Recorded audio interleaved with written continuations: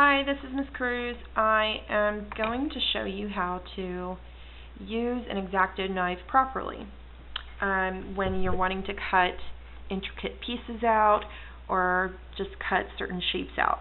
Now, you wouldn't use an Xacto knife for any type of cut. Sometimes you can use just regular scissors. It depends on what you're cutting, on why you would want to use this. If I wanted to cut out this big shape of Michael Jackson, it'd be easy to get around it with scissors. You could probably use it around where the hair is, but I would probably use scissors just for this big cutout. If I was wanting to cut out a letter right here, one of these letters, it'd probably be easier with an Xacto knife because it's more intricate, and especially cutting out this negative space right there in the center would be a good reason to use it. Okay, so before cutting, you do need to protect your tabletop so that we do not mess up, get scratches on the table, and so you need a piece of cardboard. You can use a scrap piece of corrugated board right here, or you can just get something, go to your recycle box and see if there's anything that you can use. I actually got this from a Tostino's cheese pizza.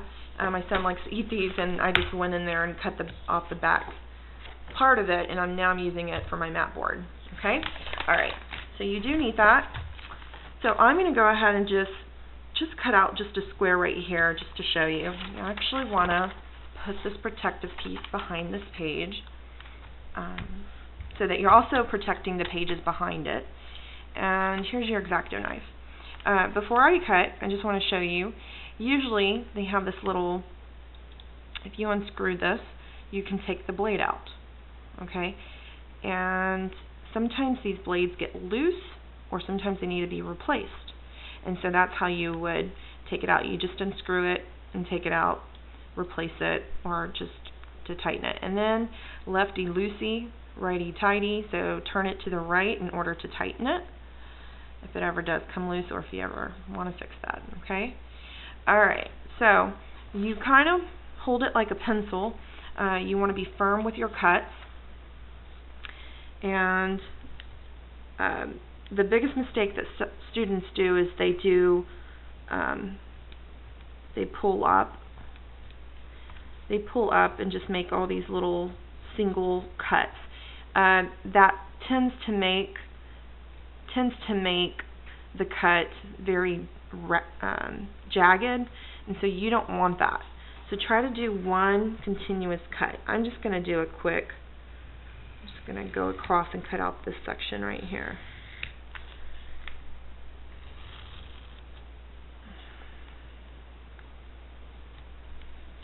Okay, and then there's this one continuous cut.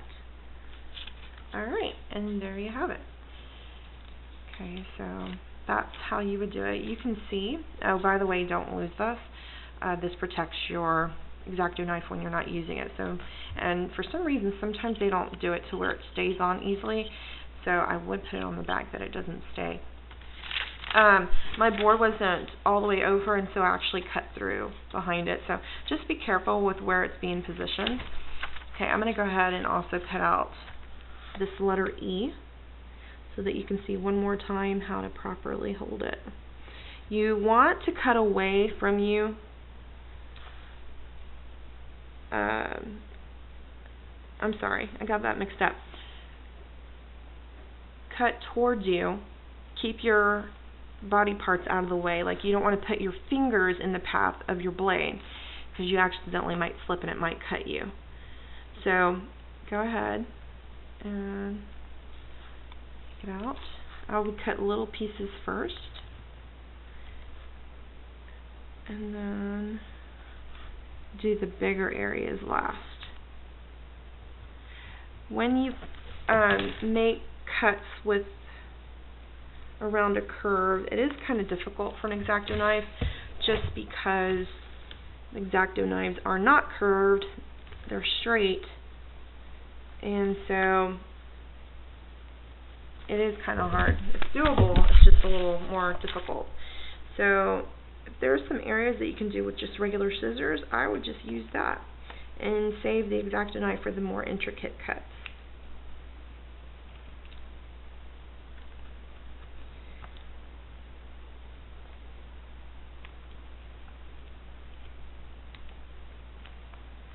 Okay, there I have it. There's my letter E. Okay. Alright. Good luck using the Xacto knife, guys. Have fun.